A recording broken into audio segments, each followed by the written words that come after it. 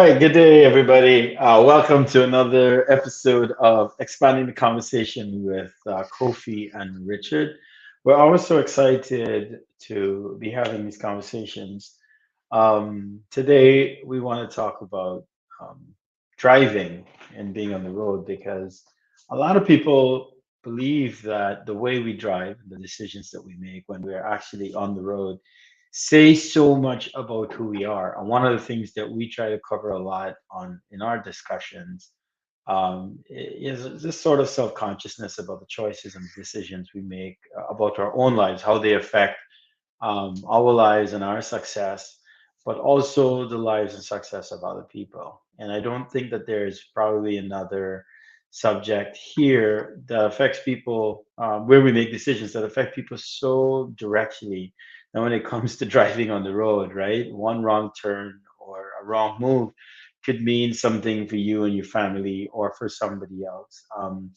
And being Guyanese, we've seen over years how dangerous sometimes it can be driving on certain areas of the road. And this isn't to say that other countries aren't exempt. I think across the world, people accept that commuting, just being on the road, is a very, very dangerous thing. And there are some people who are so petrified and terrified of driving and operating a motor vehicle that they completely avoid it altogether. A lot of people preference, is for public transportation, whether it's a bus or the subway or a train or something else, if those are available. And in some cases and in some countries, that just isn't the option. So many of us have to get into a car and drive. But then we see so much rage on the road.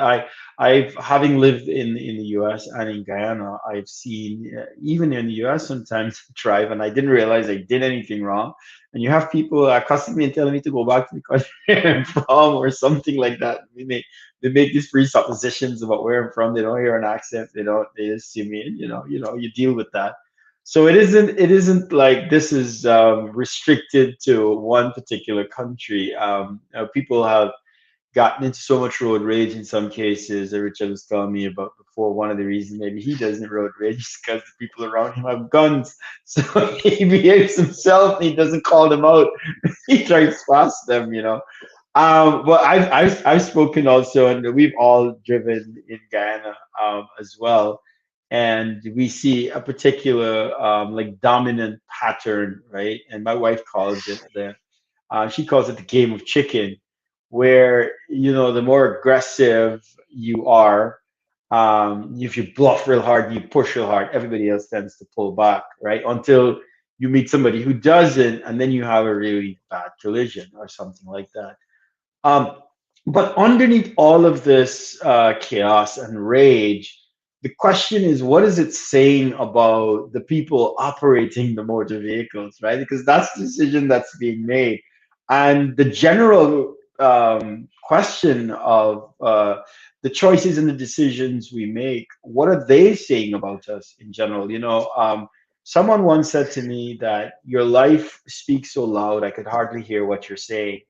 And what it meant by that is, of course, the choices and the decision and the way that we choose to live our lives and the things that we choose to do seem to represent us so much more than the words that we utter to people, right? And people can see beyond that. So if we really think we are, we want to portray a certain personality, a certain persona in the world, it really comes through actions, right, and decisions that we make. So when someone goes from appearing really kind and righteous, but you watch their driving and how they dispose of their garbage and how they treat each other, treat their fellow neighbors and friends, right, fellow countrymen. I mean, it could be a stark difference between who they say they are and how they really act, right? We are what we do, so we aren't what we say. So, Rich, that's what we want to talk about. What is our driving saying about us? What are these actions that we are taking in our lives really saying about us, right? Can we continue to say something and then live a different way and claim that this is who we are, what we say, but not what we live, because we feel like we're something on the inside, but our actions never line up with who we really are? And is rage and crazy driving a reflection of how we're thinking and who we really are in society? Um, I think you're right. Our actions really are a reflection of who we are. And that's difficult, because we don't always want to embrace that. We you know we prefer to feel that we're better than we actually act. I know I feel the same way. But it's interesting because when it comes to anything that we do uh, outside that affects others, I think it says a lot about what we think of the wider community that we live in, right? It's not just how do you think about what how your actions affects your neighbors or your community, or like everybody's doing something, right? They're going somewhere.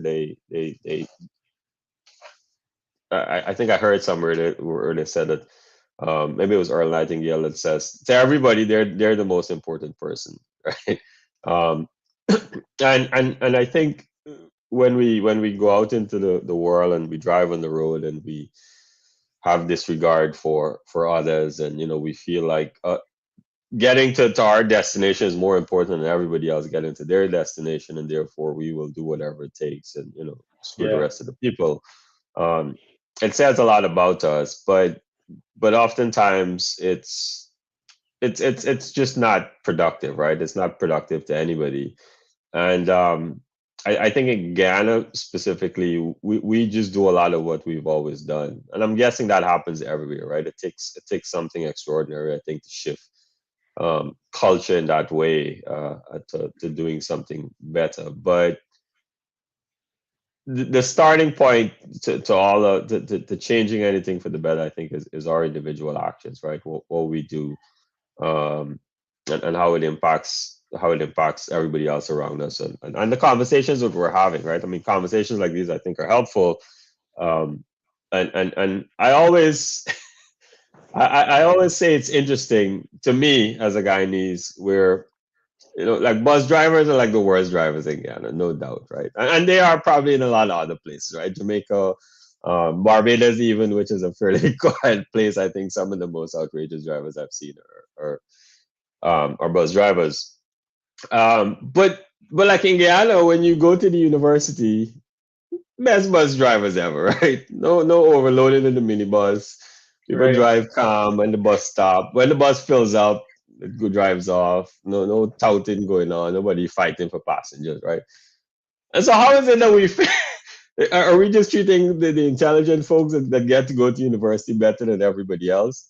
But everybody could be on their way to university, right? The little kid that's in the minibus, and we've all been there, right? You're driving in the minibus, and I actually remember personally. This is a personal story. I was in a minibus going home, um, and I remember the guys were drinking. I don't know why I got in the bus. I guess I just maybe it was my only option. I don't know. Maybe the music was good. I don't remember, but I got in the bus, and the bus crashed. It hit something, and I could actually feel the seat in front of me come off the ground. But it stopped. It wasn't like a major Wow. crash, but it crashed. And I jumped through the window and I caught another bus and I just went home. I didn't ever stop to like think about anything else because I didn't want to be part of it. But Yeah. that Wow. that that was that was me in a minibus, right? And this is the Wow. way that, and it's not unusual to see people drinking and driving again, right? And minibuses doing all sorts of crazy things.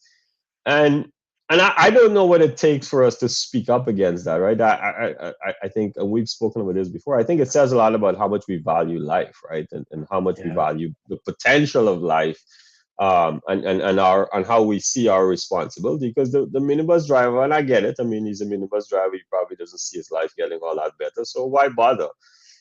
But like you're carrying somebody really important, right? In your minibus, as we've talked about, right? The nurse, that could be taking care of your relatives, or the future president, whoever it may be. I mean, everybody is important and on a journey to somewhere. And I think the way we drive says a lot about how much we value life, and how we value our actions and its ability to make a positive impact in our environment.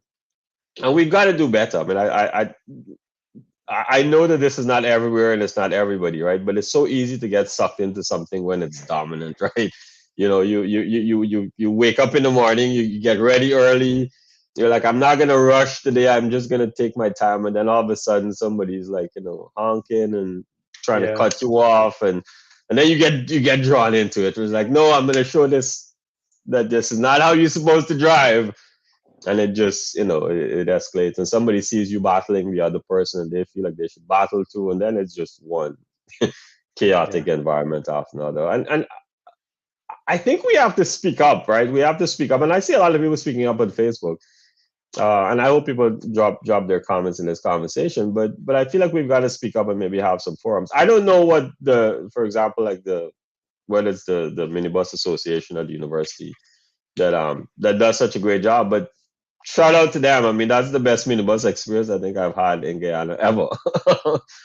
It's orderly. It's respect. It's respectful. I don't think I've ever seen the drivers doing anything kind of crazy, and they've done it right. So clearly, it's possible. Right? yeah, yeah, It's not magical. We know that these things are possible. But what I'll say before I shut up is each one of us have the ability to influence things way more than we sometimes recognize. In Guyana and a lot of other places, we feel like we're just a drop in the bucket, we're just a number, we're irrelevant, but we're not. Because when somebody sees, as you said, right, like your actions sort of speaks to who you are.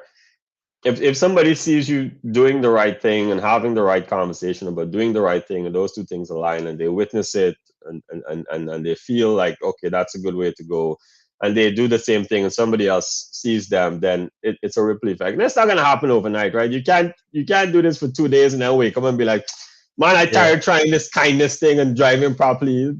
These people can never change. This is how we can always. But that's not true. I think there's hope. There's hope, and we've got to keep the faith and continue to do the things and have the right yeah, conversations, because yeah, everybody's lives matter, right? I mean, the minibus drivers' lives matter.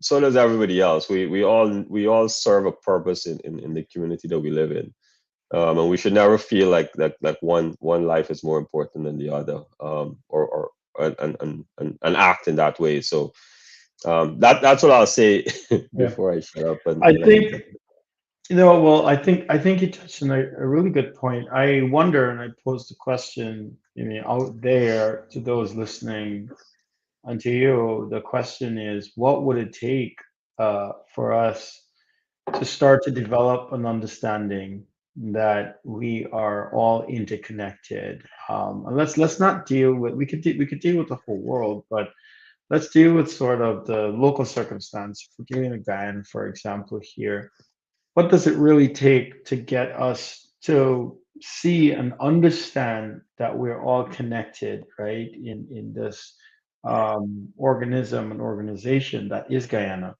so that the understanding goes so deep, and it becomes so deeply connected and personal to us, that when you're taking, for example, children to school, or they have to cross the road, that we become, we accept the idea that, look, these children are the future of our country and they should be protected.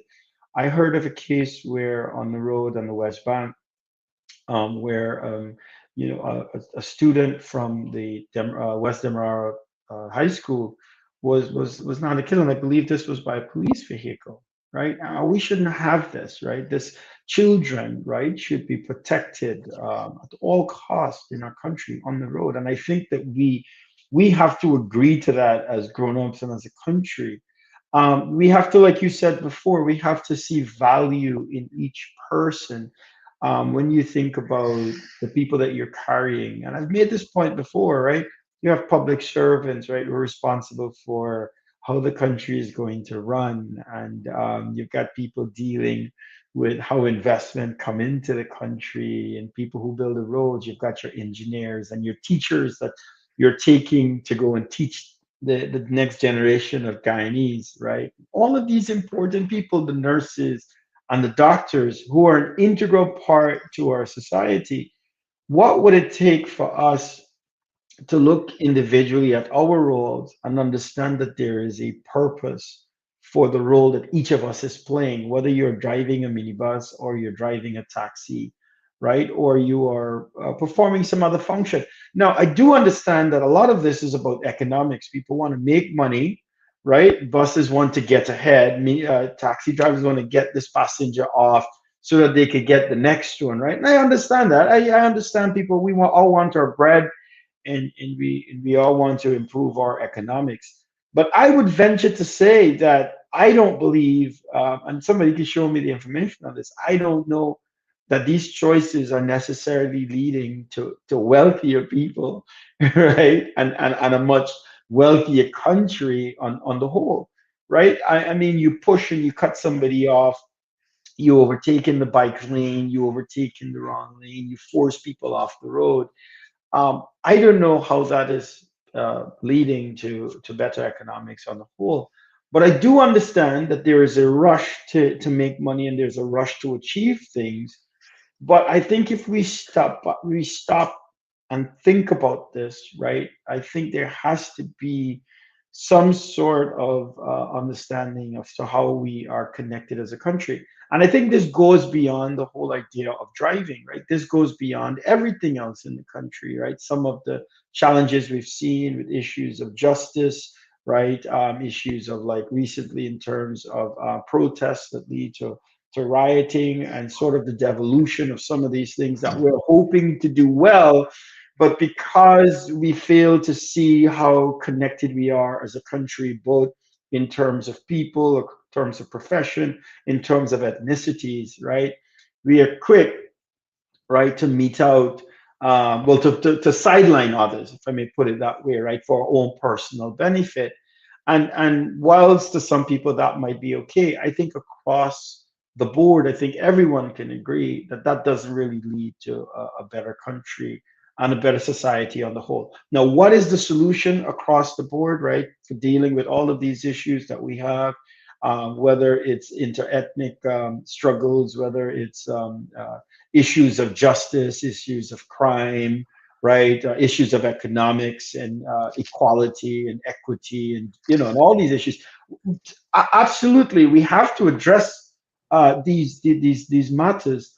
But I think overall, Rich, I think it has to come with an understanding that we need to be valuing each other more.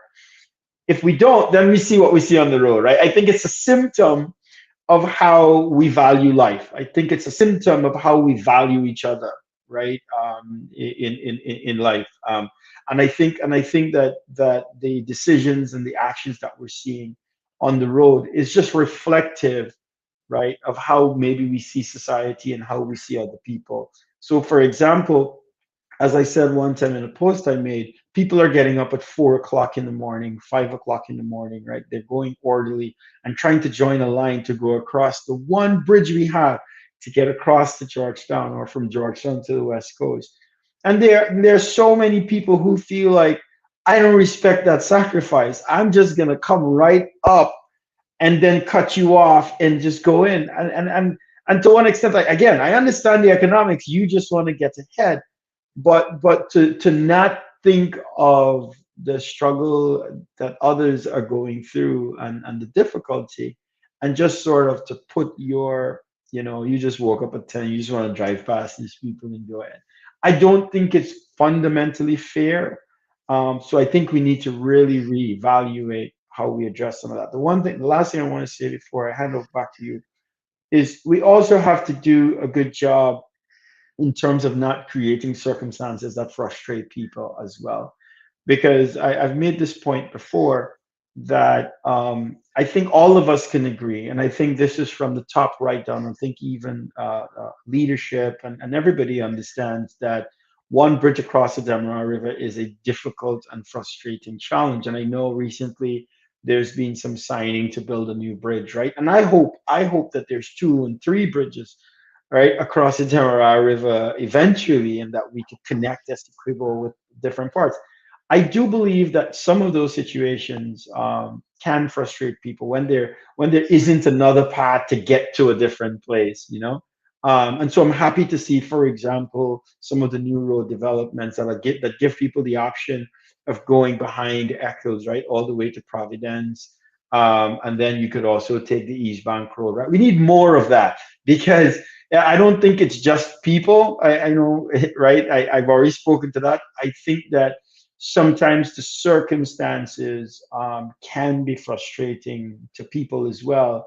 And so there's a fair bit of sort of restraint that you have to go through in order to avoid sort of being enraged kind of when you're on the road, right? Because if you're late for your meeting or you're late for work, and this is the only path, and you can't go anywhere else, that could be frustrating as well. So I could identify with it, but I think that we need to make some responsible decisions about how we deal with it.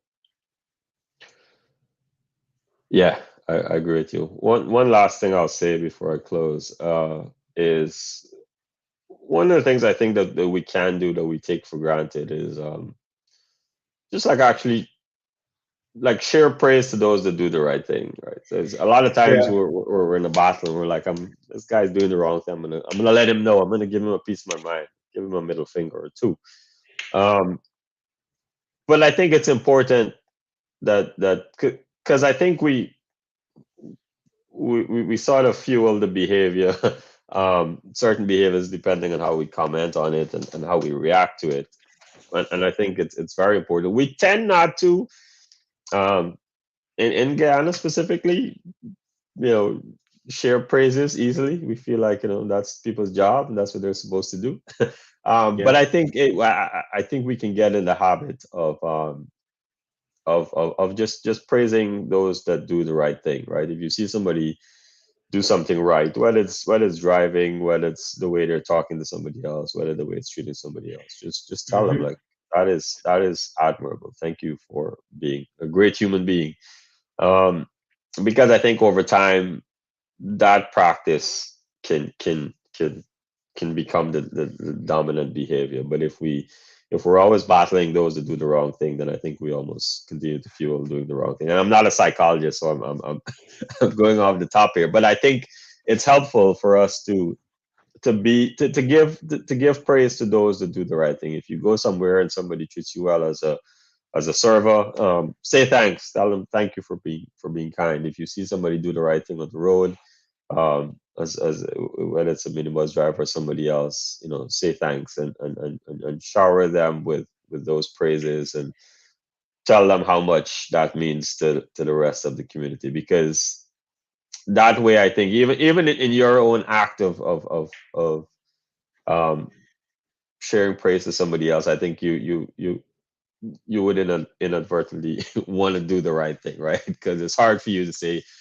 good job, but then you go do something wrong, right? I think those two things don't go well together. And so um, it is my personal belief that our individual actions can have a significant impact in the societies that we live, or that we don't, right? Because the value that somebody brings to my life has nothing to do with where they are geographically. It's whether I see them as a source of good information, and I follow their practices. And so Yeah. never underestimate how important your actions are to changing a community towards the better.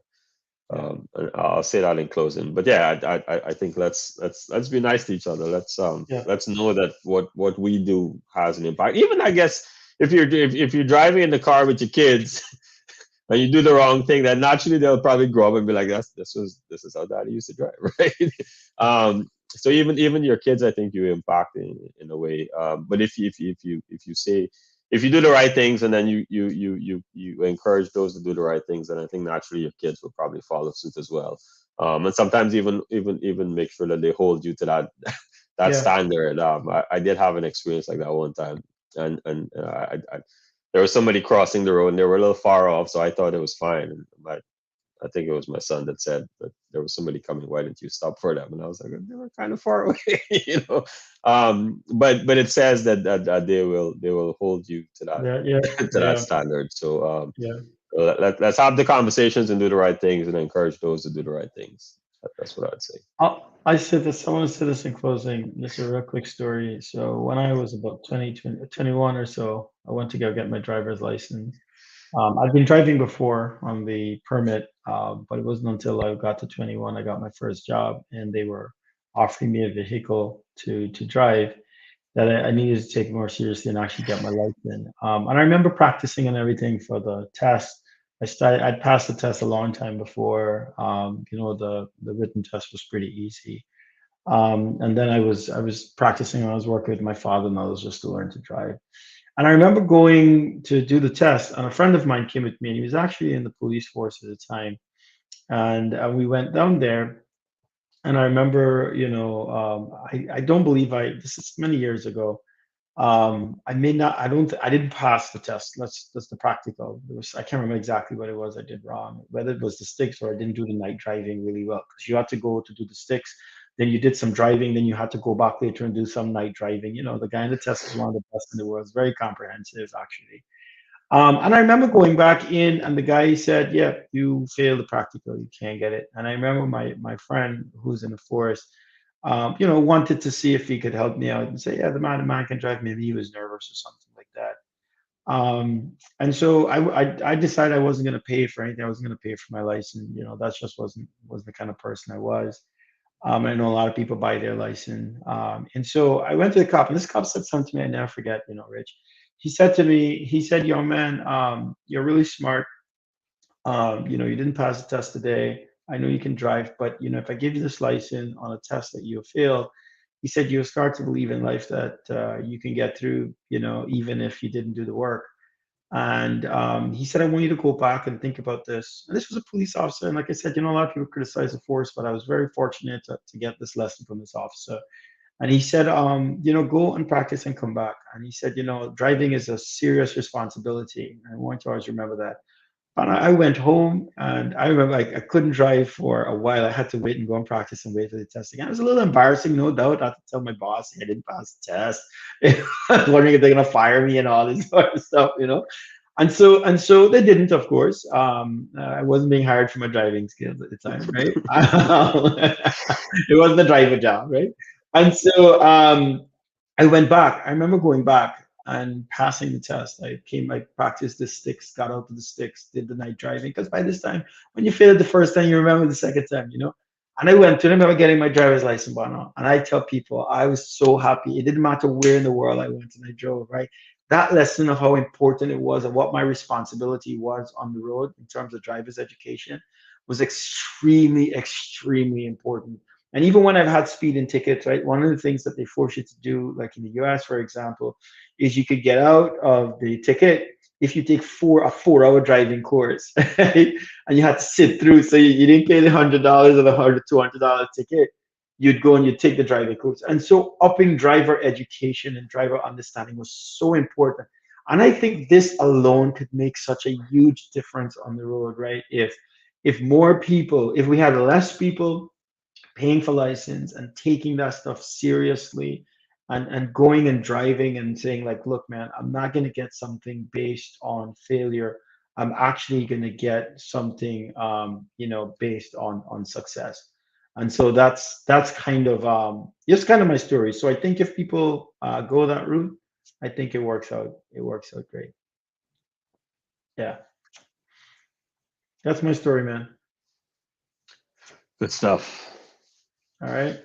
All right, guys. Let's be All right, man. responsible drivers. Do the right thing. All right, And man. You continue to guys take expand care. the conversation. Bye, Yep. everybody. Take care. Bye.